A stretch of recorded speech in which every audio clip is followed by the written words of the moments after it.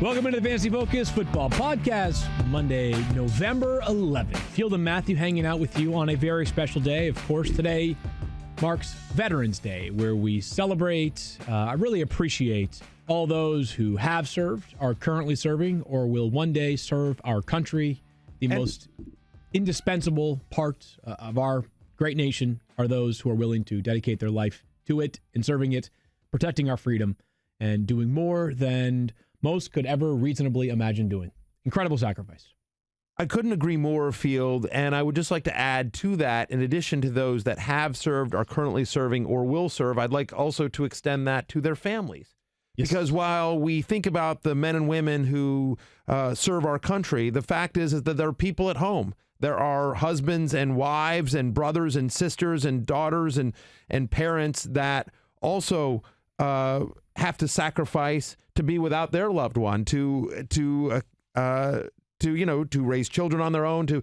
It's a tremendous sacrifice for not just the people in the service, but their family members as well. And so I think it's important to recognize and salute them as well. That includes, of course, our own Daniel Dopp. That is right. Daniel Dopp. Daniel Dopp. He and his brother both served our country. Daniel, we appreciate you daily for all that you do on this podcast and all that you brought to our great country. I appreciate you too, Field. Well, so Daniel spent 6 years and was in intelligence. Secret Squirrel. Hence Secret Squirrel. So a lot of people often ask where that nickname comes from. That's where it comes from, is because those in the intelligence community often were nicknamed Secret Squirrel. Yep. So it is not unique to Daniel, but it is unique to us here on the 06010 podcast. If you were interested, if you'd like to hear or read more about Daniel's story, I wrote about it. Was it last year or 2 years ago? Last year?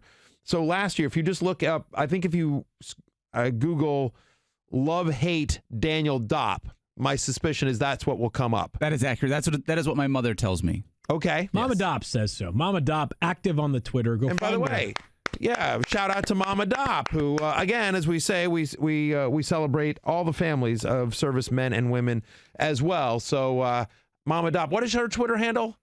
I think it's Dopp Mama. Dopp Mama, that's right. Dopp Mama. The inverse of Mama Dopp. DOPP Mama, She's M-A-M-A.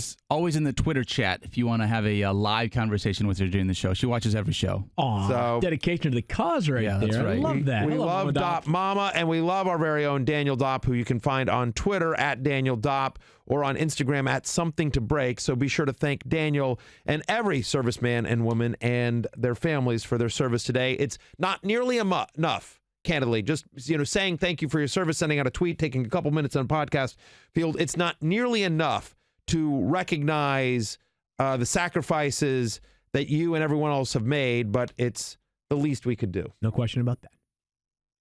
Rewind. Fantasy news from the National Football League. This is the instant replay. All right, so if you are sitting here watching the live stream, by the way, you may have noticed during a shot of Daniel Dopp that there is a cute as a button girl sitting behind the glass as well in the studio. And you may be wondering to yourself, who is that? Right. And we have you guys can't possibly appeal to any sort of younger demographic. That's right. Not with Barry as the host. That's correct. But we do have a special guest very special studio. guest here today.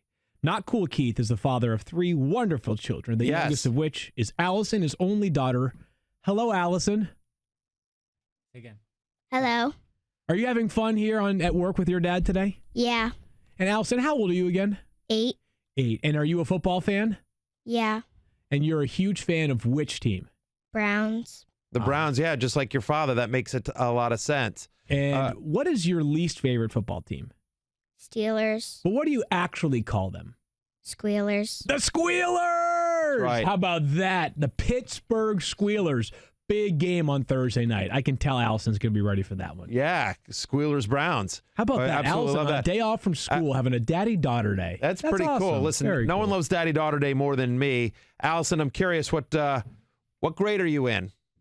3rd. You're in 3rd grade. So wow, so you started early. I have 8-year-old daughters, but they're in 2nd grade. We held them back a little bit. What's your favorite subject in school? Science. Science. Oh, yeah. What do you like about science? I would say explosions. I agree. Explosions are pretty sweet. Yeah. And I also learned before the show, you do gymnastics, right, Allison? Yep.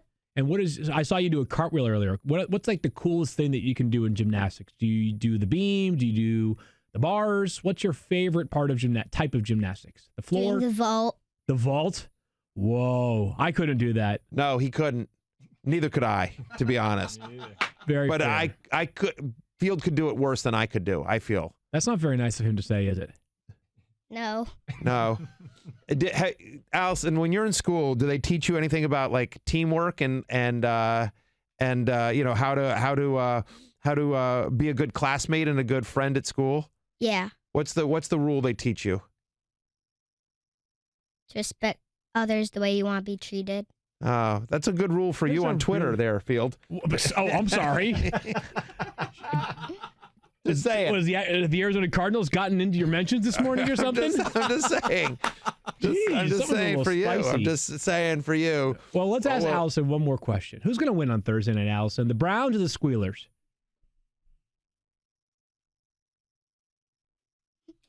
Answered like a true Browns fan. Yeah. Squealers. What? What? Okay. You know what, though, Allison? I have one more agree. question for Could be yes. Allison. Okay, what's your last question? My last question is, how is your daddy a good daddy? Yeah. Yeah, I bet He's he the is. best. I Yeah. bet he is. He's the He is best. the We like best. him a lot here as well. So there you go. We so, love having Not Cool Keith on the show every day. Even on a day where he isn't technically supposed to be at work, he brings his daughter in, and hopefully we can provide her with an hour of entertainment. Yes. So let's get now to Nice job, the football. Allison. Great job there by Allison. And we start our recap of Week 10, Matthew, in Tampa Bay. Allison is like 180 degrees from David Johnson. That's a very good point. Allison did a great job. Allison outperformed expectations. David Sure Johnson, did.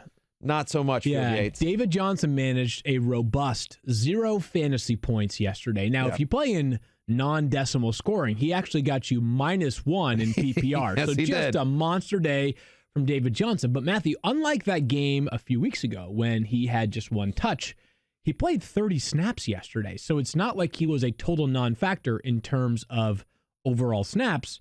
The problem was he was part of a work share, Yep. and he was ineffective. Now, we knew that this Buccaneers run defense was really good. Yeah, We had sure, our sure. questions about whether he'd be able to run the football.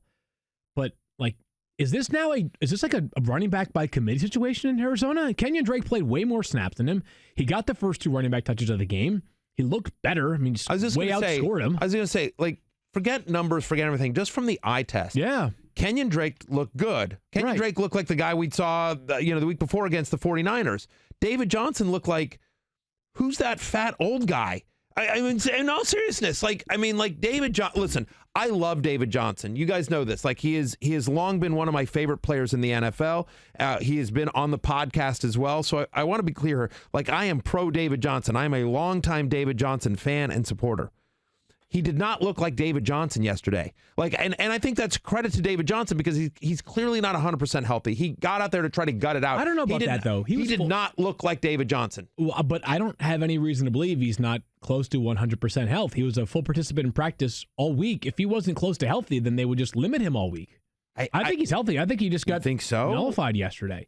Healthy He enough for it looked- to not be the primary concern for me. I just felt like on runs he looked slow. He looked. Well, he only he got 5 of didn't. them. I mean, right? But I mean, just like just when he had the ball in his hands, he didn't look. He looked bigger than I'm used to seeing him look. I don't know. He didn't look like David Johnson to me. It's a tough one here. Here's why. Next up, they go to San Francisco. Yeah. The game is in San Francisco after they played them last week. We saw Kenyan Drake do work against the 49ers, but still, it's a good defense. Then they go on a bye. Then they play the Rams, which, the Rams, I'm not quite sure what the defense is really made of. And then the Steelers, who are all of a sudden a really good defense. For the next 4 weeks, Sure. which that means the final 3 weeks of the regular season plus the first week of the fantasy playoffs, I don't know what you do with David Johnson and Kenyan Drake for that matter. We're going to go week by week, obviously, but We are. thinking after if yesterday. you have him on your team, we'll see what the practice reports are. We'll see if anything comes out. I hear you. I know what the practice report said. I understand that. I'm telling you from the eye test, that didn't look anything close to the David Johnson I remember, even when he was in space. Like, I'm not even saying like that, hey, he was bottled up or anything like that. and whether it's because he's coming back from injury and maybe it just takes a game or two. I mean, again, we saw it with Melvin Gordon, right? It took a few weeks, but Melvin Gordon finally looked like Melvin Gordon. Right. So, David Johnson's too young and too talented to be this ineffective. It'll get better. The question is when, and does it get better in time for the fantasy playoffs? And if you're sitting there and you're 5-5 after this week, or you're 6-4 and you're in the middle of a playoff run, how much do you trust him? And I think the answer is you can't trust him that much. No. if I could get 75 or 80%, 80 cents on the dollar for David Johnson right now based on name recognition, I would do it in a heartbeat. Yeah, I think so too. I'm starting to get pretty nervous about this one, because you have to wonder too if eventually they take the long view of this and say, hey, listen, let's say this injury does linger, or there's a problem. Maybe it's more of a problem than I'm giving you credit for right now. You've got Kenyan Drake. Yeah. You can just rely on him. Rely on him down the stretch if David Johnson is not healthy enough to go. A running back that's making a ton of money and still has, I believe, 2 more years in his contract after this. You might take the long view with David Johnson. Especially given that the current expectation is that Chase Edmonds will be back this week. I've seen some reports on that. We'll see. How potentially, at least. It's in the mix there. And look, the Cardinals aren't going to the playoffs this year. The last 3 games have not. Since I got into that, listen. I'm not saying it's a cause. I'm not saying it's not. I'm just saying that since the Cardinals came after since the Cardinals official Twitter handle came after fantasy managers, they're 0-3. Is karma a thing? You tell me. I don't know. They were on a 3-game. They were on a 3-game win streak. They came after fantasy managers. They trolled Fantasy Football Nation. I had a few words with them, and since that time, they're now 0-3. You tell me. Is cause or causation? I don't know. Yeah, I would say that's a win for the... I'm not saying, I'm just saying. That's a win for TMR right there. Fantasy karma is undefeated. Well, I'm just saying. One more Cardinal note, Matthew, is that yesterday Christian Kirk actually had his first receiving touchdown of the season, and then he added 2 more. 6 for 138 with 3 touchdowns. He's got 10 or more targets in 4 of 7 games.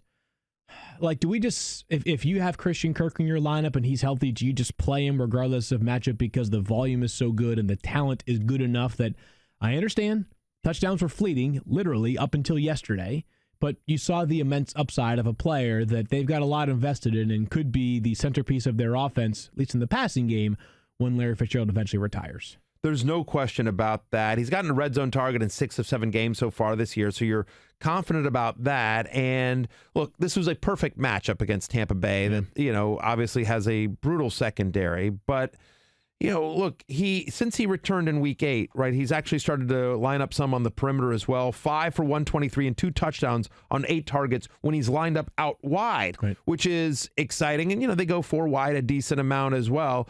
Rest of the season, I would, if asking me to pick a Cardinals pass catcher, I would prefer Christian Kirk to Larry Fitzgerald. Oh, for sure. And I've been there for a while. I think we've all been there for a while. Right. And so Christian Kirk was, we talked him up on Fantasy Football Now. He was a top 12 play for a lot of us, I believe, including you and I this week. And so that ended up working out. San Francisco is not ideal, obviously, in the bye. And we mentioned the schedule. Niners bye, Rams, Steelers. But given the volume of passing that the Cardinals do, and the expectation is they'll be down in a decent number of games, especially if David Johnson isn't being as effective as he has, they're going to find different ways to move the ball. And so, I think he's a wide receiver 3, and he's more of a wide receiver 2 in the right matchup. But after this game, I don't know how you bench him. Well, the only thing I'll say, and we just mentioned it with David Johnson, is that schedule is even more perilous as it pertains to passing catchers, right? San Francisco, bye, Rams, Steelers. That's an impressive set of defenses they're about to face. That being said, you have to feel good about the volume there and the talent. Let's move forward to Kareem Hunt, because he made his season debut yesterday for the Browns. And Matthew, one of my thoughts during the week last week was that what I was hopeful for was not... I like the fact, by the way, that you keep track of your thoughts during the week. Okay. One of my thoughts during the week, like as if you've got a bunch of thoughts and you write them down. Like when you have a thought, you're like, you know what, this is a thought that I'm having. And you just sort of write it down. Okay, I could have said, what are my calls of the week? Whatever. Would you rather have I called it a call? Sure. Okay. But I like that you called it a thought, because then I could make fun of you. One of my thoughts during the week was that... Field's thoughts. Maybe that should be a new thoughts segment. from the field. Thoughts from the field. I like it. Yeah. I'm on board with that. Figure out we need some sort of sounder or something like that. Thoughts from the field. Well, a thought from the field last week was that when Kareem Hunt made his Browns debut, it would not come at the cost of Nick Chubb. I was hoping they'd follow the Green Bay model. And yesterday, They followed the Green Bay model. Aaron Jones, Nick Chubb, Jamal Williams, Kareem Hunt. It's not exactly a carbon copy, but the idea was that Kareem Hunt could see some work on his own, like without Nick Chubb on the field, but he could also see plenty of work on the field. And yesterday, there he was, 4 carries for 30 yards, which doesn't blow you away. He had 9 targets. He had 7 catches yesterday, 14.4 fantasy points. He actually outscored Nick Chubb, despite the fact that Chubb had 22 touches. And kudos to you, by the way. At the start of fantasy football now, we each did like kind of a long shot and a bold prediction. And your bold prediction yesterday was double-digit fantasy points for Kareem Hunt. You know, you said 10 fantasy points for Kareem Hunt, went even better, 14.4. And I think given the uncertainty about his role, very nice call by you. Certainly worked out. Wasn't the sauciest of calls, I conceded, but still, the idea that like some people wanted to wait a week for Kareem Hunt, they wanted to see him earn their way into it. That was my call, yeah. And I felt like, you know, there had to be, for as little confidence as the Browns coaching staff has inspired in terms of maximizing playmakers this year, sure, they actually did a nice job yesterday with Kareem Hunt, which makes me think, Matthew, that he is kind of comparable to Jamal Williams again going forward. Now, I think he's a more talented player, obviously. Sure, of course. But I think that Kareem Hunt, and again, the Browns, we now have, 8 teams left to have their bye. The Browns have already had theirs. Like, I think he'll be somewhere between 20 and 30, my running back ranks each week, depending on who they're playing against. Yeah, I think that's right. Look, you know, 6 teams were on a bye last week, so the pickings were a little bit slim.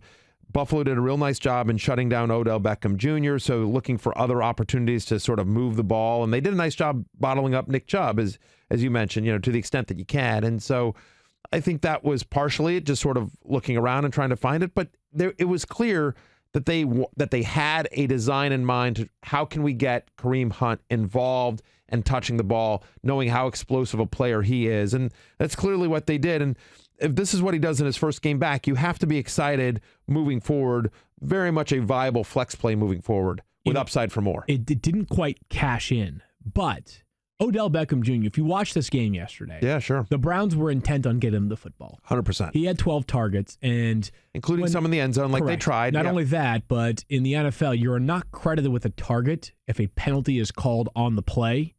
So Odell had 2 separate throws to him in the end zone where he was basically tackled. Yes. So neither of those is credited as an end zone target or a target, period. They tried everything they could to do 2 things. 1, get Odell Beckham Jr. the football in the end zone. 2, find a way to not score from the 2-yard line. But 31% target share in week 10. You compare that with a 22% target share weeks 5 through 9. So a clear increase in attempts to get him the ball. Now 7 straight games without a touchdown. As that part's unnerving. It's unnerving. I would just say this: if you I forget, our friend DJ Gallo mentioned this on Twitter, and I retweeted it that Minkah Fitzpatrick, the defensive back, has more touchdowns this year than Odell Beckham Jr. Sounds about right. Christian Kirk scored 3 times as many touchdowns in 1 week as Odell Beckham Jr. has scored this year. But so what I would say for Odell is that obviously, listen, you wanted the touchdown, of course. Sure.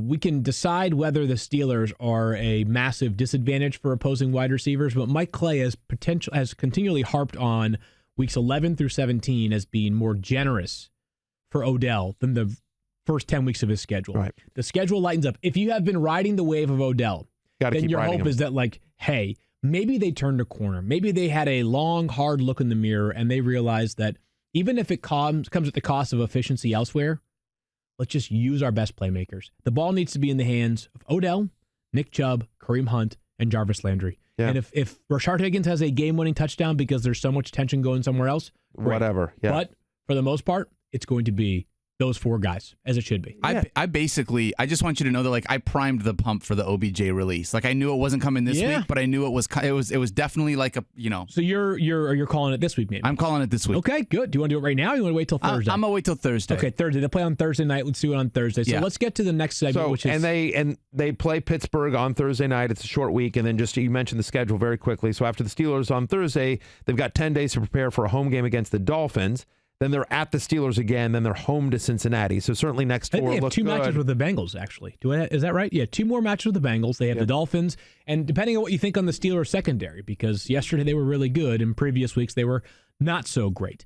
Squealers. Squealers, that's right. Sorry, Allison. They are Squealers. They are the Squealers. Not cool, She Keith. may You not be paying attention anymore. not cool, Keith. You neither am I. Yeah. Hey, not cool, Keith. You agree with our assessment of the Browns? Your thoughts on that game? No, I think the way you broke it down was exactly how I saw it. They definitely seemed to put a lot more attention into making sure that OBJ was getting touches, and obviously it didn't play out statistically, but yes, I was really happy with the way they approached it. Obviously down at the goal line, they just need to have better play calling. I don't know why bring all 11 guys in tight. Spread them out, make it 8-on-8 football. Easy to give yourself a chance. Keith, it was analysis paralysis, right? They overthought it too much. That happens frequently in coaching. I'm not surprised that it happened yesterday. It will continue to happen going forward. Let's play some something or nothing, Matthew. Yes, sir. Some players that surprisingly had monster days yesterday. And do we think it amounts to something, or do we think that maybe not so much? Let's begin with Darius Slate, who had 10 catches for 121 yards and 2 touchdowns, twice as many as Odell Beckham has all season. He has multiple touchdowns receptions for the second time in his past 3 games. He is a big play waiting to happen. He's plenty of speed. Sterling Shepard is currently out with a concussion. Something or nothing here for the speedy 5th-round pick out of Auburn, factoring in that the Giants do go on a bye this upcoming week. They do. So can I choose both? Sure. So here's what I will say. It is both something and it is nothing. Right. It is something in this sense. Kid's a talented player. Like, forget anything else. Just like you watch the kid, like, he can play. They found something. The Giants found something in Darius Slate. So, like, just an impressive young man on the football field, making contested catches, making sidelines with, the toe taps. Like, he's an impressive young man just on the football field. So I would say it is something from that sense. And also you mentioned Sterling Shepard out. So, look, Sterling Shepard, we hope for the best. It does not feel like he's coming back anytime soon. If you read the tea leaves, that we don't know. There are people in New York who cover the team diligently who are asking, saying, like, some of his teammates wonder if he should ever play football again. Right. Which is scary, awful. and you certainly want the best for Sterling and his health first. Scary thought. Scary thought. Very scary thought. But given the way the season has gone for the Giants, the expectation is that it's going to be later rather than sooner that we see Sterling Shepard back on a football field. So there's opportunity there for Darius Slate, who certainly made a name for himself and certainly seems to have a connection with Daniel Jones. It is nothing, I believe, because of, you mentioned their schedule. So they're on a bye this week. Yep. Then they're at Chicago, home to Green Bay, at Philadelphia. So you don't like the next 2 weeks. Green Bay and Philadelphia don't scare you as much. But remember, Evan Engram didn't play in this game either. And Saquon Barkley did nothing in this game, and you have to expect that if you're thinking about this team in terms of pass catchers on this team, that in a general week with full health, that at best Darius Slate is 4th after Barkley, Engram, Golden Tate. And so, look, he had the 2 touchdown game a couple weeks ago, but then, week 8 he had the 2 touchdowns against the Giants, but did nothing like in between in week 9. Right. So it's very up and down. So here's what I'll say, and I'm going to tie this into Daniel Jones because my logic applies to both of these players. Yep. Daniel Jones yesterday had 308 passing yards, 3 passing touchdowns, added 20 rushing yards, 30.3 fantasy points. He was great. 3rd time that Daniel Jones has been in a good spot this year for fantasy. Wait a minute, I think he had 4 touchdown passes. Oh, he may have had 4. He had 4. He had 2 to Golden Tate and 2 to Darius Slate. I'm sorry. 4 passing touchdowns yesterday for Daniel Jones. I'm going to use the same logic because I think it applies here. The upcoming schedule that you alluded to, the bye, and then Chicago, and then Green Bay, and then Philly. But look at the playoff schedule for the Giants. Yeah. The Giants' playoff schedule. At Philly, home to Miami. At Washington, home to Philly. Unbelievable. So we are now 2 weeks away from byes being a thing of the past, Matthew. Some lineups, some teams may have already basically had every player of consequence go through his respective bye. Right? I mean, there's certainly some teams that are you're going to have to do with Patrick Mahomes coming up on a bye and things like that. But if you're somebody that has seen the bulk of your roster go through a bye, especially your star players go through a bye, I don't hate the idea of adding either Darius Slate or Daniel Jones, especially if you have a sticky quarterback situation right now. Sure. Because when you get to that playoff schedule, if this continues, especially if especially Daniel Jones, I should say, because Jones has been good 3 separate times against bad teams, then you might have players that you could insert into your lineups in the playoffs. And I know you're saying like you're really going to start Daniel Jones in the playoffs. Well, look at some of the quarterbacks that have been less than we expected. Yeah, I mean, Drew Brees laid an egg against the Falcons yesterday. Craziness. So things weird stuff happens in fantasy football. Like maybe you're concerned. I'm not saying you're going to bench Patrick Mahomes, but the Chiefs have a very difficult schedule in the playoffs. The Saints have a very difficult schedule in the playoffs. And there are certain guys who have been inconsistent. You don't feel great about Baker Mayfield. What if Russell Wilson struggles tonight against the 49ers? Again, they have a chance to play them again. You could be like, whoa. What are you going to do Carson there? Wentz hasn't been what you drafted him to be. So it's not totally inconceivable that your quarterback could be less than what you've expected so far. Right. So Ryan Tannehill, speaking of quarterbacks, Tom Brady. Tom Brady, for all his greatness, if you look at what his numbers are in the fantasy playoffs, they tend to go more run heavy as it gets close. Like he has never been, at least in recent memory, he's never been a huge fantasy star during the fantasy playoffs, as great as Tom Brady is. And so you could certainly see a scenario in which Daniel Jones will have value during the fantasy playoffs, in addition to Darius Slate. 2 more quarterbacks here, Matthew, because again, sort of same idea. Ryan Tannehill and Kyle Allen. Tannehill goes for 18.9 fantasy points. They're now 3-1 in games he's started. Now he's heads on to a bye. Obviously, a massive win yesterday over Kansas City. Huge. Kyle Allen throws for 300-plus yards, just 13.5 fantasy points, but he's a starter for a long time as Cam Newton's been placed on injured reserve. Kyle Allen plays the Falcons next week. Yeah. Something or nothing for either one of these players, because has Tannehill been good enough that you could roster him for a week before he even plays and then throw him into your lineup? And same deal for Kyle Allen. Like, should Kyle Allen be a streaming option for you in Week 11 with, again, 4 more quarterbacks on a bye? I'm trying to think off the top of my head, but not as many of like the top quarterbacks, but still, you've got guys like Kyler Murray on a bye this week. I'm sorry, not this week. Maybe next week. But anyways, Aaron Rodgers on a bye amongst other players. There's some good players on a bye this week. Yes. And so I'm going to say something for both these guys. Ryan Tannehill's been a revelation, and it continues to just make Marcus Mariota and his struggles look worse and worse and worse. But Tannehill's looked good. Like since his in the last 4 games, he's the 10th best quarterback in fantasy on a per game basis. Yeah. He's a top 10 fantasy. Yeah. He's a top 10 fantasy quarterback over the last 4 weeks on a point per game basis, averaging over 20 fantasy points per game. And you've mentioned this before. We've talked about this. People forget that Ryan Tannehill started his career at Texas A&M as a wide receiver. He's much more mobile than I think he sort of gets credit for. 7 for 75 and a touchdown over the last 2 weeks just with his legs. And so, yeah, that's a hell of a win for Tennessee. That's a hell of a win for them against the Kansas City Chiefs. And Tannehill with no Corey Davis in this game, no Delaney Walker in this game. Pretty impressive, huh?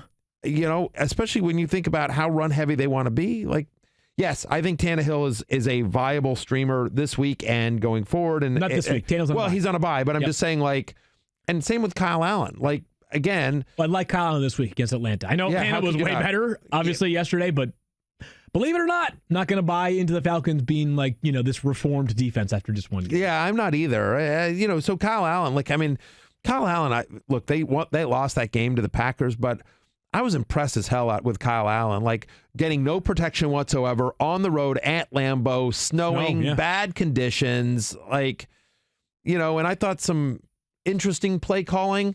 Maybe I'm looking at this too much from a fantasy perspective, but I'm just like, why are you not dumping it off to the most explosive player in the NFL right now? I don't know. It felt like they could have involved McCaffrey more, especially on that last drive, but whatever. Kyle Allen is, listen, you wish he was a little bit more accurate at times, but given the conditions yesterday, he's a gutty kid. He's made 8 starts in his career. I'm actually encouraged, and I'm with you here. I'm encouraged by the overall trajectory. I've made good calls and bad calls. I believe one of my best calls of the year was when Cam Newton was out. The very first thing I said, guys, Kyle Allen can play. You guys, and I was just like, he's going to be a lot better than you think he is. And I had him as a love that first week against Arizona. Kyle Allen can play. I think I think the Carolina Panthers have a decision to make this offseason. They sure do. We'll get into that much more as we get closer to the end of the season. But I like Kyle Allen as a streamer. I agree with you. I think both things are something. Tannehill and Kyle Allen, depending on what your needs are this week or for the future, I think both are viable pickups. You know that fantasy football feeling when the excitement of a new week builds? You flex your analytical skills by poring over stats, studying charts, and trying to spot trends. But what if I told you that you could use those skills to invest and feel that same sense of anticipation every day?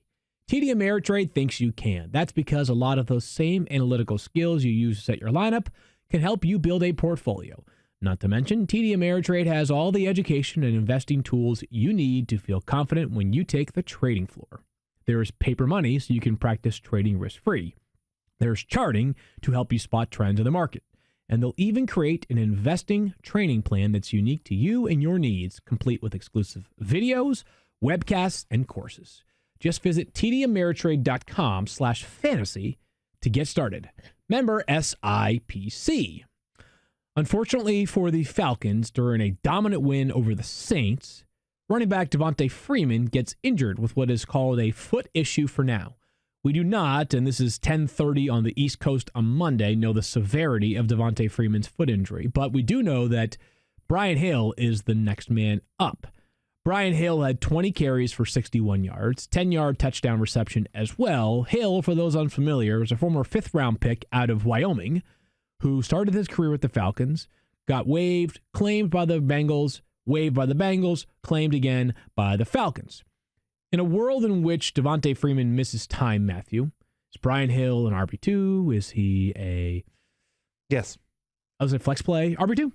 I think so. Look, it's a good offense. The struggles that Atlanta has had this year has been defensive. Right. You know, they've been able to move the ball fairly effectively. And so with Ito Smith on IR, if Devonta Freeman, you know, we talked about him a little bit last week as well. This is kind of an interesting pickup if you follow social media over the weekend. But yeah, I mean, Brian Hill's going to be the guy. You know, I was encouraged by the fact that he caught the touchdown pass. It's one play, whatever. But the fact that he could be used as a 3-down back, that they're comfortable throwing him the ball, that he's a decent pass catcher as well. It's a pretty thin depth chart after Brian Hill. My expectation might have to make a move there. My expectation is they'll sign somebody, or maybe they'll promote someone from the practice squad, something like that. My expectation is that if Devonta Freeman is to miss some time here, and we don't know as we record this Monday morning at 10:32 a.m., we don't know the extent of the injury, but if he were to miss some time, I would think Brian Hill would be your number one pickup on your free agent finds column. It is. We're at the juncture of the season, by the way, for those, just as a message, sort of like a PSA, where free agent finds is not quite the same column as it was in week 3. Right now, injuries can certainly change things, but most of the players that we've been pounding the table for several weeks have either crossed the 50% threshold or things have changed for them. But yes, Brian Hill currently listed as my number one waiver ad of the week, a player that just based off of opportunity alone has a chance at, you know, this is 20 or so carries. This is the same sort of workload you could have expected out of Mark Walton, just in a better, more efficient offense with more chances for a touchdown for Brian Hill. 20 for 61 probably doesn't look great. It does not. But 20 is the number I'm more concerned with. Well, sure. I mean, exactly. I mean, again, 20 for 61 probably doesn't look great, but you have to understand, the Saints are a really good defense. Despite what happened yesterday, like the Saints are a very good defense, and so I don't know, getting 61 yards, you know, in a game that you weren't expected to do much against the Saints, like, you'll take it. I agree with you. I'm much more encouraged by 20 versus a 61, and they obviously had the lead in this game, but still, yes, I would think that if Freeman misses time, Hill is your number one pickup. So Ronald Jones had his best game as a receiver yesterday in the NFL. 11 carries for 29 yards with a touchdown, but 8 catches for 77 yards, which means 22.6 fantasy points for Rojo. Eye test tells you it's a changed player. He certainly looks much, much more confident this year, Matthew. Are we trusting Ronald Jones now? I think sorta, kinda. Yeah. To the extent you trust anyone in the Buccaneers offense. Yeah. You know, I mean, look, you trust Evans and Godwin, obviously, but yeah, certainly in the backfield. I mean, the 8 catches for 77 yards is what really caught my eye, because that's always been a part of his game that. Yeah, 8 catches coming into the game for the whole season. Right. And so that's never been a big part of a Bruce Arians offense either, by the way. It's always been much more about downfield passing. And so dumping off to the running back. Like David Johnson had some good years under Bruce. Yes, obviously. I mean, it's weird. I don't think of David Johnson as like a human. I mean, like he's not like a normal. I'm just saying, like when we have David Johnson. Tough day with David Johnson for you right now, huh? No. I mean, I mean it like David Johnson was so inhuman, was so unbelievable in his years with Bruce. You know what I mean? Like he's an outlier, right, is what I mean. Just because he's so phenomenally talented. That's what I mean. Yep. But other than David Johnson, you haven't seen it a ton.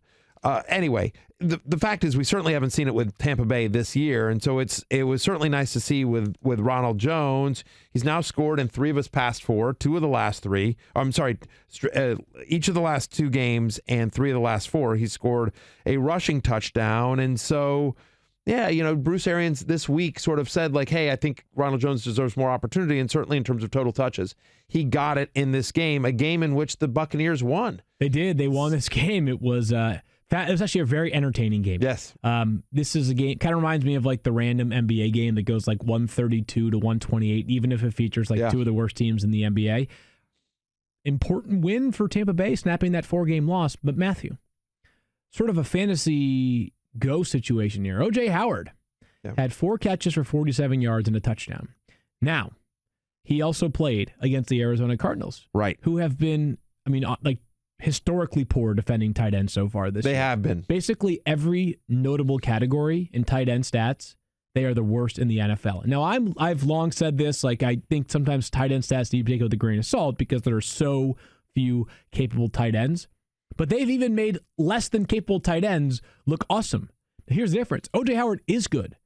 This is what he should be doing. We should not be surprised by 4 for 47 with a touchdown for O.J. Howard. Yeah, no, he's the 8th different tight end to score over 11 fantasy points against the Arizona Cardinals so far this year. Still has yet to have more than 4 catches in a game so far this year. Just 1 game with 50 or more receiving yards. I think, look, it's encouraging in that he did what a tight end should do against the Arizona Cardinals, right? He was productive, but we need to see more of it. Now, the tight end position is so desolate that he's certainly worth picking up. I would assume he makes your free agent finds column. He does, and I say in there, I just, listen, it's not that I'm saying you have to start him because of what he did this past week. It's more that if this is part Arizona Cardinals defense and part he's now healthy and the Buccaneers have messaged something to him that, like, we need you and you are going to be the guy at this position going forward, then that part might be more important and might eventually earn him into your lineup every single week. Home to New Orleans, at Atlanta, at Jacksonville, home to Indy. It's actually not a bad schedule for tight ends coming up. And so they had their bye, which is important too. Right. Like you're looking at players right now that you're going to have to factor 1 week of them not playing for the next 2, and he's not one of them. We're going to come back and talk about a player who had 0 fantasy points, but we found out it's going to happen 90 minutes before the game begins. But first, a message from the Fantasy Show. Time now for our daily reminder to don't be this guy. And today's submission comes from Flame Provider on Twitter. When he lost his fantasy league, he had to wear a beard made of barbecue sauce on his face all day to work at his job as a pizza chef. Like, Secret Squirrel, you have a beard. Is a barbecue beard better than what you currently sport? I kind of think so. I will be honest, I like barbecue in my beard. It saves a little something for a little bit later. You know what I mean? Sadly, I do. Fantasy, you're in the whole 6010. Focus. Fantasy, focus. The Chiefs fall to the Titans yesterday, but before the game, Lesean Mccoy was announced as an inactive. The initial interpretation of that, at least from my view, Matthew, was, the fumble a couple of weeks ago, the ineffectiveness since.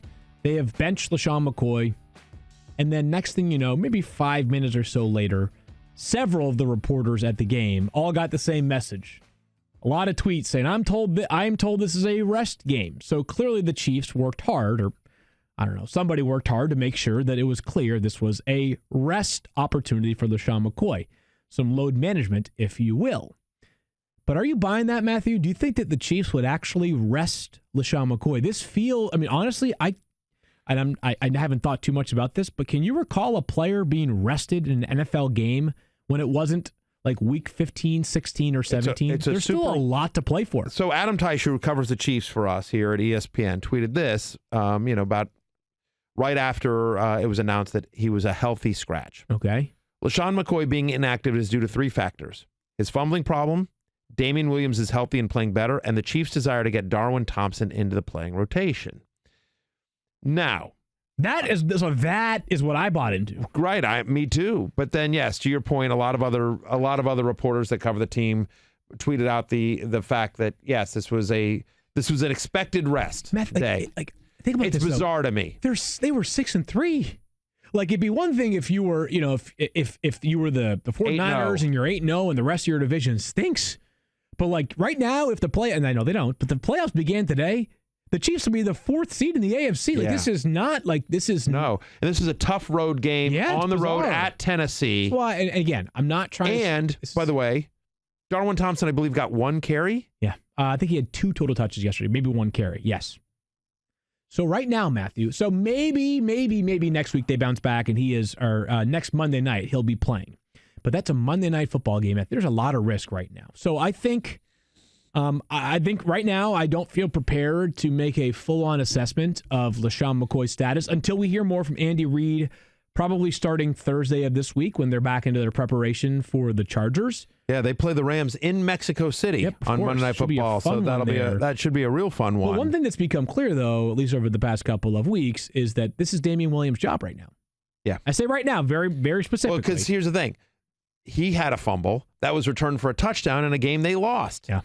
Now they went right back to Damien Williams, but Lesean McCoy wasn't active. So, I mean, maybe there's some, like, if you want to hang your hat on anything, a positive note would be the fact that Darryl Williams was active for this game, and they like Darryl Williams. I mean, Darryl Williams, when Williams and McCoy were a little bit banged up earlier in the year, got some decent runs. So if it was a doghouse situation, they might not have gone immediately back to Damien Williams, which they did. Right. It's interesting. It's a really interesting. And I don't know I mean, listen, yeah. But here's the difference. Losing the fumble and it being returned for a touchdown obviously is brutal, but that's not why the Chiefs lost that game. It's one of the factors, sure, but one of the reasons, right? But their defense let them down. So just to put a pin on this, Matthew, last year it doesn't matter who plays in the Chiefs' backfield. That player is going to have huge fantasy value. Right. This year it does matter. They're averaging just 22.8 fantasy points per game this season Chiefs running all backs. Chiefs running backs. Yeah. So if you get one guy, you need clarity. Yeah. And right now, the clearest picture suggests it's Damien Williams' job. But after that fumble yesterday, who's to say Lesean McCoy won't get right back into the fray next week? This is just a tricky one for right now. He is a shaky but filled with upside RB2. Right. Is what he is right now. And when my ranks come out, and I'm sure same as you, I will have Damien Williams ranked the highest of any Kansas City Chiefs running back, and by a significant margin. Right, and I will, by the way, I will have Lesean McCoy ranked. I will take them at their word that this is a true rest game. He'll be back in the lineup next week. But here's the weird part. It's weird because if that were the case, why not dress him and just not play him? Because you never know. Like, I mean, somebody gets hurt. Like what if Damien Williams had gotten hurt? Then you're just going with Darryl Williams and Darwin Thompson? Yeah. Like, I mean, numbers game. Yeah. I guess, yeah. It's weird. He's not going to play special teams, so you're like, all right. Right. Yeah. But let's move along to some clunkers. It's a weird one to us. And I will say that if you have Lesean McCoy on your team, you cannot be feeling good about now. You drop him? I wouldn't have a problem. Like, if I saw, let me put it this way. If I saw Lesean McCoy on my waiver wire in one of my leagues, I'm not picking him up. Right. If you could drop Lesean McCoy to add Brian Hill, would you do it? Yes. Yeah. Matthew, you agree? Yeah, I do. Yeah, I do. Yeah. So I guess my point is that he's week to week, right? I mean, let's just imagine quickly if he has a great game next week, who's to say they won't pull the plug after the bye, right? Because they have a bye in week 12, by the way. All right, Matthew, we had a bunch of clunkers yesterday. If they are nothing to you, then you just move along. If they are something to you, let me have it. It was. I want to say this to America. If you had a bad fantasy day yesterday, I think you should, not only are you not alone, but you should feel good about yourself, actually, because it means you probably have a very good team. Because not a lot of superstars showed up. Let's get to it. I mean, look, I have a team where I got my butt kicked, right? And the guy started Christian Kirk and Darius Slate against me. Yeah. And I had Cooper Kupp, my little Cooper Kupp on that. So let's just get to these. So let's get to it. But here's my question for you. What is more shocking? What is the most shocking thing? Because a couple of things that were absolutely so Cooper Kupp with 0 fantasy points against the Steelers. It's not even. It's 100%. Is it that, or is it Drew Brees attempting 45 pass attempts against a 1-7 team at home? The Saints were at home against a 1-7 team with one of the worst defenses in the NFL, and Drew Brees throws the ball 45 times and doesn't score a touchdown. Did you hear yourself? 0 catches. Cooper Kupp, who entered the NFL, who entered Week 10 with a top 5 target share so far this year, who entered the week as I believe the 5th best wide receiver in fantasy, who was coming off of a game in which he had 200 plus yards. Good news, bad news. Cooper Kupp is averaging over 100 yards per game in his last 2 outings. Bad news, he had 0 on Sunday. Right. 0 against the Steelers, who for years have struggled against slot receivers. I think we need to put that narrative to bed a little bit because they've been much better in recent weeks. They just have been much better across the board defensively. Maybe we need to fade that is true. The Steelers slot narrative a bit. But okay, so here we go. Saquon Barkley, 8.1 fantasy points. Matthew had 13 carries for 1 yard. He had negative 13 yards before contact yesterday. This Giants offensive line is a disaster right now. Does it mean anything for Saquon going forward, or is it just that, hey, as much as we thought he was the clear-cut RB1 coming into the season, he's more like RB5. I think that's right. So right now he's averaging 16.7 fantasy points per game. He's running back 11 on a points per game basis, which is still very viable and useful. Of course. Just not what you spent the number 1 overall pick on, right? Yep. If you had to do it over again, you'd take Christian McCaffrey number 1 overall. And so his upcoming schedule, look, they're on a bye this week. You hope basically Pat Shurmur, digs down and tries to figure out what they can do to get him into space. You don't love the schedule, right? So it's a bye, and then it's at Chicago. Right. Home to Green Bay. That's a little bit better. At Philadelphia, which has struggled recently against the run, was good early on, struggled recently against the run. Maybe by that time they're a little bit healthier on the defensive line. Hopefully they've gotten some things figured out. So you don't love the schedule, but yes, I don't know that there's much you can do. It's going to be tough to sell Saquon Barkley, to try to trade him. I think you're just rolling him out there. You just have to level set expectations. Cooper Kupp, yesterday we talked about it, 0 catches. Yeah, Matthew's little Cooper Kupp, 0. Still my little Cooper Kupp. Sure I'm still, yep, I'm not bailing after one game. Still my little Cooper Kupp. He's been a bit Jekyll and Hyde so far this year. He's got 4 games inside the top 10. That's good. Also got 4 games outside the top 30, Matthew. But again, is it just accepting the reality that some weeks are not going to be as good as others and understanding that there may never be a game again in his career where he goes 0 for 0 as long as he stays healthy in that game? Yeah, I would think that's the case. Look, the Rams' offense looks broken compared to what we think they are. Remember Jared Goff? I'm starting to forget. How much of his contract is guaranteed? Like $107 million. That's a lot, isn't it? Feels like a lot to me. It feels like a lot. Yeah. Feels like a lot. So, that's a tough one here. And you have to ultimately trust in Sean McVay and his staff to get this figured out. I believe ultimately they will. But given Brandon Cooks and his absence, from the team, like, you have to believe that they'll figure out different ways to get Cooper up. It appeared as if the Steelers made a point of, we're going to take Cooper Kupp out of this game. And so as a result, Gerald Everett had a nice game. Robert Woods had a nice game. Yeah, I mean, the Rams offense just stinks on the road, and the offensive line just stinks, period. Zach Pascale, Matthew, 2 for 26 yesterday. Not a great day for the Colts wide receiver who we thought would be a clear-cut number 1 option in their passing game. As a matter of terrible day, they lost to the Dolphins. They lost to the Dolphins. This is the same Colts I think it's team. The first time since, I want to say, it's been a long time. I don't know the exact number, but that 3 one-win teams won. Yeah, it's been a while. This far into the season, right. Yeah. I bet Kyle could find a great stat. The Dolphins now have a multi-game winning streak. There are definitely other 9-7 teams. The hard way, baby. Well, go Dolphins. Right? Zach Pascale, Matthew, kind of number 1 pick still in reach for my Washington Redskins. Only the Bengals in our way. The Bengals are. We can do it. Come on, Redskins. Hail the Redskins. Hail victory. The Bengals totally have that one. They got a game against Miami though. They're going to lose that one. Maybe not. We'll see. Zach Pascale, Matthew, disappointing. Probably a reminder that part of what happens with a player, he's going to be. You must take the good with the bad. He's going to have some atypically strong weeks like last week, and he's going to have some weeks like yesterday where he disappoints. I agree with that. Zach Pascale. In the Saints, Matthew, do we just wash away what happened you'll feel yesterday? better about it. By the way, Jacoby Brissett felt it wasn't a game-time decision. He was ruled out on Saturday, but he practiced a decent amount this week. Yeah. Feels like he's close to returning. Yep, has a chance. Brian Hoyer really disappointed in that game. And the Saints, Matthew, we can be quick here. Disappointing, but, really, What a weird game. Yeah, it's just a weird game. Alvin Kamara still has 8 catches, 15.4 fantasy points. And Drew Brees, 45 attempts, I'll take that. If he told me 45 attempts at home against the Falcons, sign up for that all day, every day. Every single day. All right, the Dolphins turned to your boy, Kalen Ballage. Yesterday, Matthew got 20 carries for 43 yards and 4 catches for a robust 2 yards, 8.5 fantasy points. Does it even matter that he's the starter in Miami? No, it doesn't. It's a bummer. He has not been good this year. But in fairness to Kalen Ballage, there has not been one effective running back. Kenyan Drake wasn't any good behind that Dolphins line. Mark Walton, in the short time that he got run, didn't do very much either. Sure, yeah. Ballage was whatever. He got you 8 fantasy points in this one. But I will say that I see a lot of people taking victory laps on Twitter about, we warned you against Kalen Ballage. Kalen Ballage's ADP was running back 49. He wasn't even drafted in 61% of ESPN leagues. Yeah. If you drafted Kalen Ballage, and look, I'll cop to it. I liked him as a sleeper. I thought there was a path to fantasy relevance for Kalen Ballage, which, by the way, there was. Who knew they were going to be this epically bad? Kalen Ballage is now the starter. He's gotten some run. So he's got an opportunity. He just hasn't done much with it, like any Dolphins running back hasn't. So, whatever. Running back 49. If you drafted him in your last round, whatever, you've been able to drop him and pick him up. It didn't kill you the way that, drafting David Montgomery did.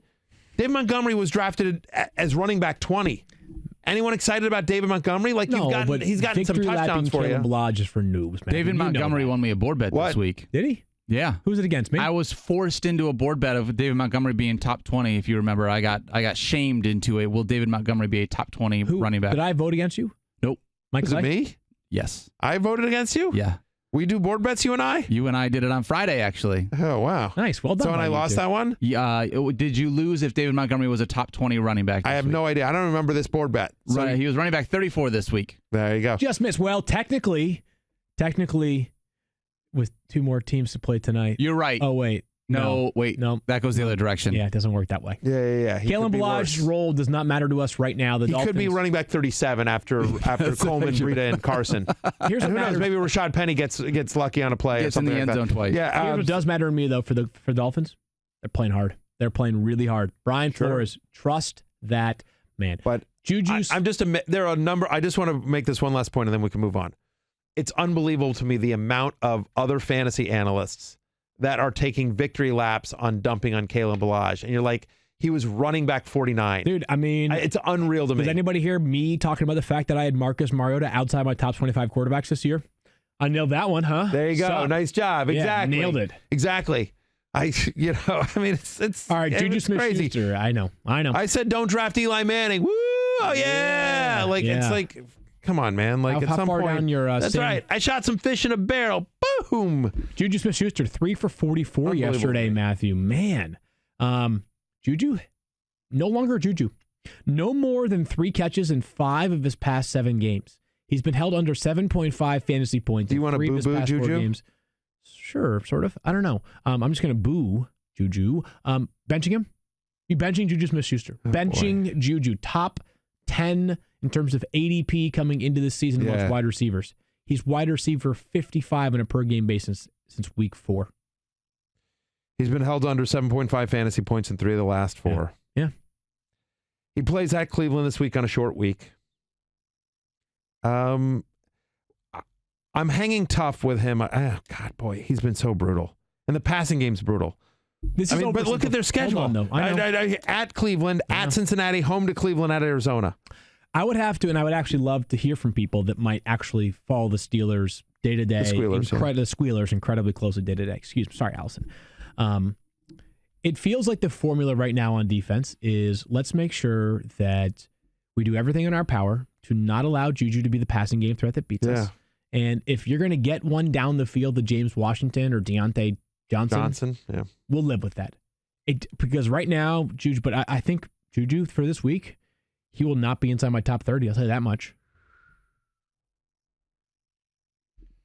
It's hard to argue. I mean, like, why would you? The reason why you would is because you remember what kind of talent this kid has. I know that but I know, like they've been neutralized. They have been neutralized significantly. It's tough. It's a very tough one. We'll talk more about where he ranks. You know what we should do, and we can do this tomorrow because I know we're running short on time. We should do we could do it real quickly. No, you don't want to do it? I was going to do a name game on Juju. No? Get on mic. I think we'll do it tomorrow. All right. Well, unless you want to cut some of these other topics, which I'm happy to do. But we're just running short on time. We can do Juju. We just haven't prepared one for you. All right. We'll prepare one. Find a good name game tweet. It is Veterans Day, Secret Squirrel, so I will heed your wishes. Oh, I appreciate that, seeing as how you work for me. Thank you for letting that happen. I don't. Well, do I work for you? I don't. By the way, I don't think you want that because I don't think I'm a particularly good reflection on you.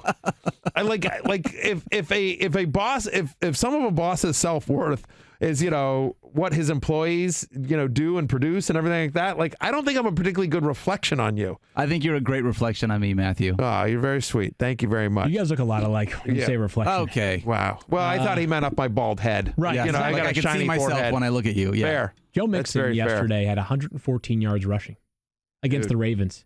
Does it matter, Matthew? Or was this like the inverse junk time? Like they were getting their butts kicked so much that they actually got rushing yardage, not passing yardage. It matters, and it matters for this reason. Okay. So Giovanni Bernard got banged up in this game. Yep. So that's helpful. What happened? They actually ruled him out, and then they declared him doubtful to return. Yep. And then they actually brought him back into the game. Right. Trending upwards, baby. How's that for a fantasy trend? How about the Bengals? Yeah. Here's why it matters.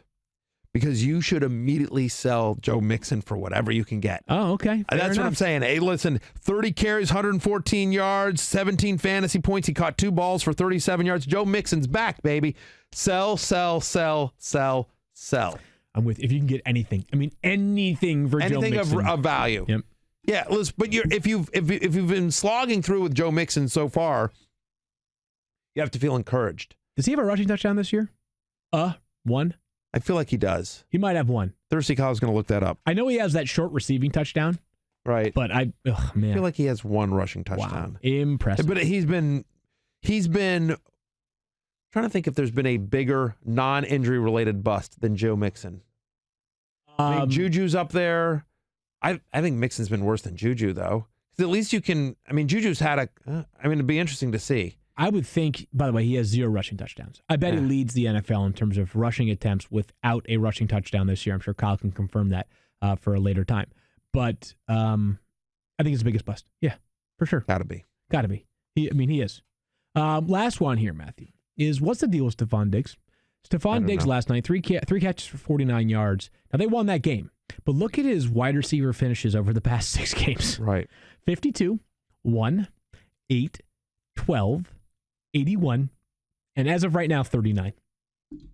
And no Adam Thielen in this game, and they moved the ball effectively. Now, and by the way, a lot of the production that led him to be wide receiver 39 heading into Monday Night Football was on a crazy catch that was originally ruled incomplete, and they had to review it. And then, right. I mean, it was if he doesn't make an unbelievable catch like on his back with one hand, it's even worse than it is. And so it's super weird. But they gave him an end zone target last night. He almost came down with it. And, it was just weird. Kyle Rudolph, what are the odds that Kyle Rudolph catches 2 touchdowns? And a 2-point conversion.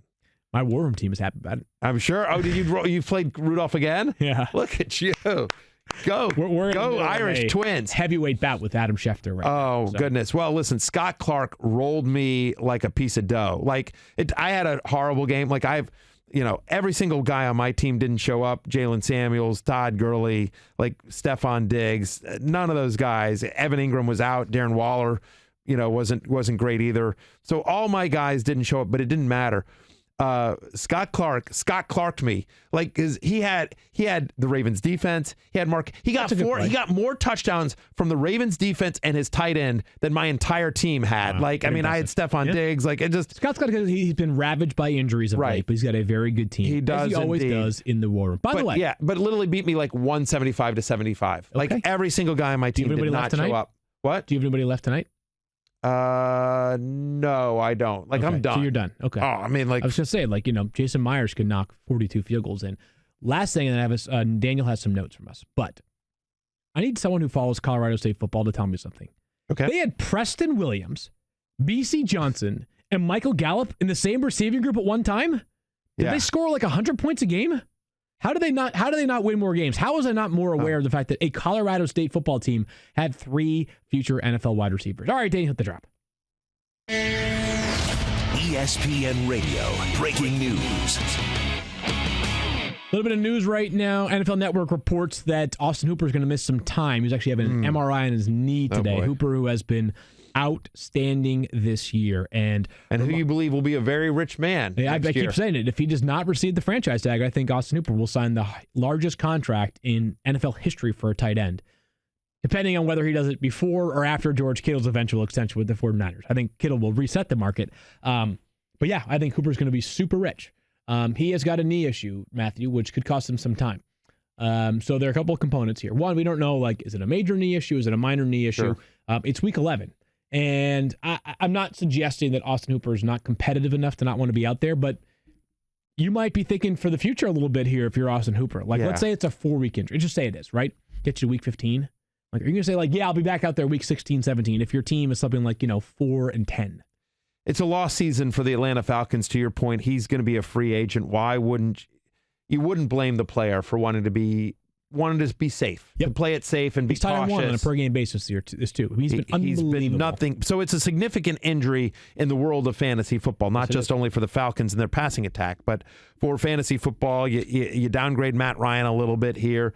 Doesn't feel like there's anyone on the Falcons that you immediately feel good about going out and picking up. No player immediately that comes to mind from the in-house options for Atlanta. So let's look at some of the names outside, and some of these names are already on the waiver column for ESPN.com. That'll be out later on today. But right, and you write free agent fines. So why don't you go ahead? We covered some ground here. O.J. Howard, we talked about. My number one ad of the week, I think if I had to pick one up amongst tight ends, I'm trying to think who I had as number one. Jack Doyle. It's got, I believe, 6 straight games with at least 3 catches. So not a ton of upside there with Jack Doyle, but the consistency is worth noting.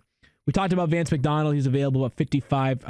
We talked about O.J. Howard, available in about 55% of leagues. Vance McDonald also available in 55% of leagues. How did Jack Doyle? I'm seeing on the screen he's at 48% available. As of this morning, he was 45.4%. So maybe things have changed with rolling waivers or something. Yeah, he's up to 51.3% rostered. That's weird. I checked it this morning. He's at 45%. I'll take him off the waiver wire then. There you in any go. event, Kyle Rudolph, we just talked about him. Matthew, 64% available. Mike Gesicki, available in 87% of leagues. No obvious great options here, Matthew. There is no great tight end option, but certainly something to consider because Hooper has been the rock star of your team if you play in fantasy football. Well, I'll give you one guy that's coming, that, by the way, that's been really good, and I don't have the stats up the top of but we talked about him on Fantasy Football Now, and that's Noah Fant. Noah Fant has gotten, since Emmanuel Sanders has been traded to the 49ers, Noah Fant has actually had a tremendous amount of a really nice target share, routes run for the Denver Broncos. So Noah Fant, I think, becomes kind of interesting if you're sort of, searching down there. Darren Fells of the Houston Texans, who's available in about 70% of leagues. He seems to have really kind of separated himself from Jordan Akins there in Houston, and the Texans, obviously, they're off a bye. They're at the Ravens, however. Maybe Chris Herndon, who came back. Limited yesterday. So limited. I wonder if that one might be a few more weeks. The only reason I mentioned Herndon, they play the Redskins this week. I know, but if he's like a barely even a part-time player, it's hard to have any major investment in him. Right. And then, of course, I was going to say Dallas Goedert, but they're playing the Patriots. You don't love that. He's a co-starter, too. Yeah. So, yeah. Exactly. Tough news here on Austin Hooper. We'll get into it more because I imagine we'll have some updates later on today on the exact timeline for Austin Hooper, who has been a legitimate stud so far this season. And speaking of the Atlanta Falcons, by the way, this came, actually, Fantasy Life app alerted to me this about 45 minutes ago, so apologies that I missed this. I put my phone down during the show, but Devonta Freeman initially diagnosed with a foot sprain, source said, and he'll have an MRI today to determine the extent of it. So we'll find out what the results. That's from NFL Network. So we will see what happens with Devonta Freeman and the results of that MRI. So we should know the status of him at least heading into waivers. Bad luck for the Falcons continues. Good thing they got that win yesterday to help change the tenor of their season. We're back tomorrow with all the latest on injury updates, a recap of the much-anticipated San Francisco-Seattle game tonight. We've got more stuff here, Daniel. I'm also really excited about tomorrow. Not only is it your free agent fines column, but Disney Plus. Disney Plus comes out that's tomorrow. right. Tomorrow, so make sure you're ready for that, baby. Disney Plus, Disney great Plus. gifts, great thing for yourself. It's so much good content there. I'll just say this for myself. Like, and no one has asked me to say anything. Like, this is not a company man kind of thing. I will.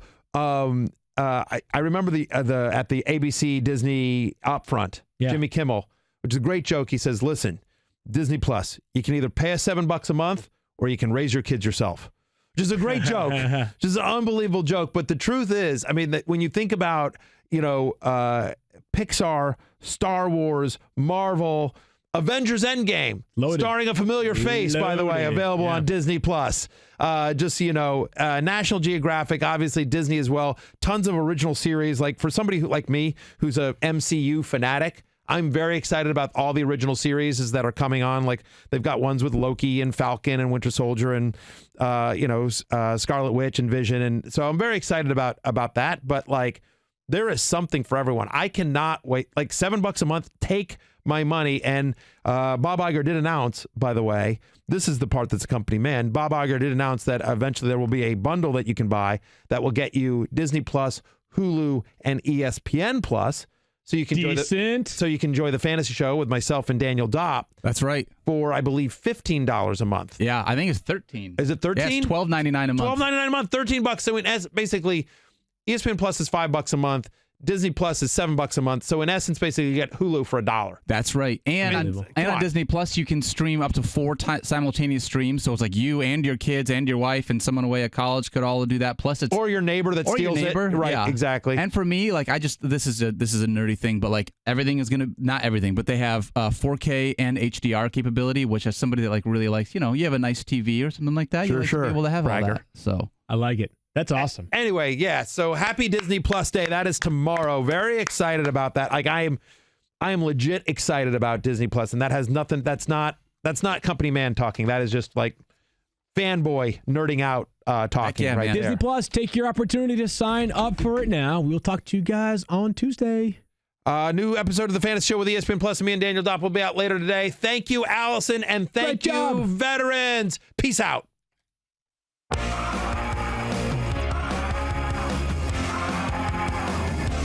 Says he loves college hoops and talking tribe.